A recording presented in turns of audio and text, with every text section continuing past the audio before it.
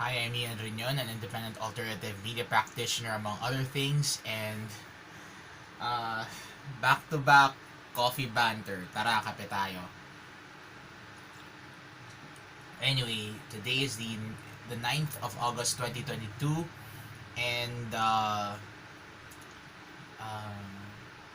picking up where we left off, today is the funeral of former President Fidel Ramos. So, I really wanted to cycle today kasi maaraw ngayon, pero wala eh.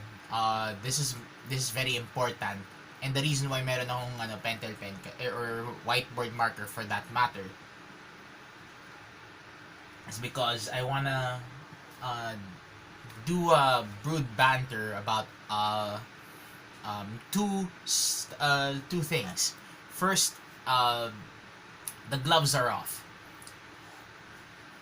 I have taught history to college kids this past year, and honestly, I really don't want to talk about that commentary by a certain filmmaker na sinasabi niya na history, or actually it's not a filmmaker but an actress who starred in this certain filmmaker's movie. Sinasabi niya history is like chismis. Now, it's an absolute can of worms. Pero ang masasabi ko lang doon, history is not like chismis. Now, masasabi natin na may point din yung sa yung parang tagline ng History with Lourdes de Vera na chismis noon kasi sayan niya yun. Okay, point taken. But then again, pinag-aralan kasi yun. Okay? Na at hindi siya ganun-ganun na lang. Hindi ganun-ganun na lang ang kasaysayan. And you cannot just throw shit at historians and history enthusiasts and people like me who have been teaching history, even though I am absolutely unqualified. Pero since history enthusiast ako, why not, 'di ba? You cannot just throw shit at these people kasi ito yung gusto nila eh. Ito yung pinag-aaralan nila eh. And even people who really don't like history, sorry na hulog yung whiteboard marker ko, people who really don't like history, they also are pissed off that such people throw shit at people who are studying history and working to research about it for a living. Okay? I'm basically siding with Xiao Chua here, okay, and with the other Filipino historians. Okay, I do see that they have some biases. I understand that. I just wanted to be objective here. Na hindi siya hindi siya ganun-ganun eh. Mataas ang respeto ko sa mga sa mga historians, and even though they have their biases, the fact that they are studying this and they're trying to be as objective as possible when it comes to how do I say this? When it comes to being historians, being someone who are being someone who is I lost my train of thought. Pero basta the fact na sila yung laging laging kinoconsult or laging ini-interview sa mga media organizations for a historical perspective on things. It only means that they're absolutely credible. Now, marami magsasabi na, so what? I mean, hindi naman sila kasing sikat ni Kong TV, ganyan. You don't have to base it on social media standards. Iba ang standards ng social media, ng mga nakikita natin sa social media, tsaka yung nakikita natin sa mainstream. Okay? And honestly, I really don't want to talk about this, pero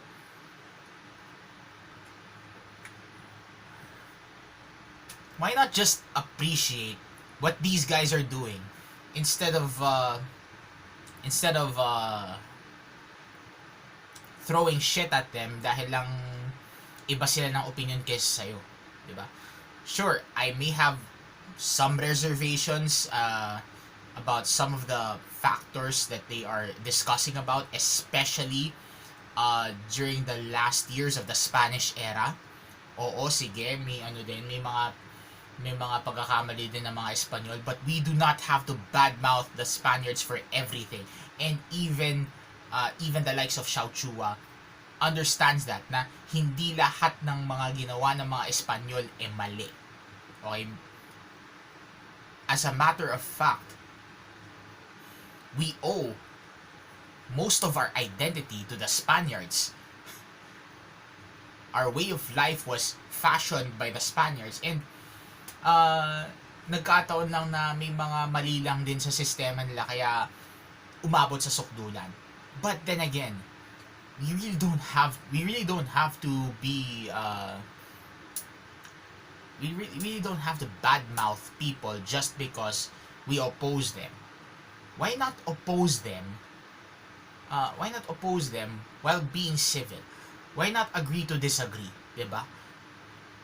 Or nandito na naman tayo sa sa topic na to eh. Kailangan ba nating putulin ang pakikipag-ugnayan natin sa mga taong na kakilala natin at valuable sa'yo dahil lang sa pagkakaiba ng opinion, 'di ba? I'm just thinking out I'm just trying to think outside the box here, mga kababayan. So that's just me. Now for lighter stuff at kalahati na to, nangangalahati na ako sa kape na to.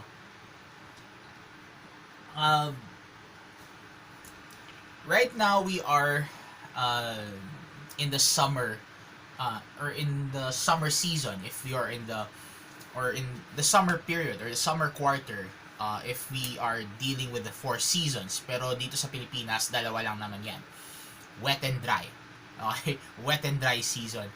And nagkataon lang na the dry season and the wet season are the cold season is in between those two. So you might be wondering, bakit ang lamig ngayon? Agosto pa lang, ang lamig na, parang magpapasko na. Well, there's an explanation to that.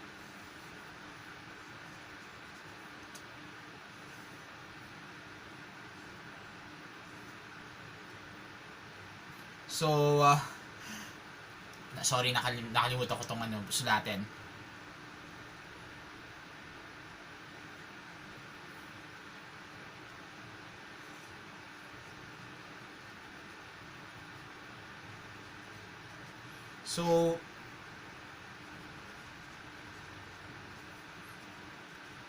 So ang the explanation here is this. So nakikita niyo yan. So right now, actually hindi September pero currently we are right here in the apogee of Earth's orbit around the sun.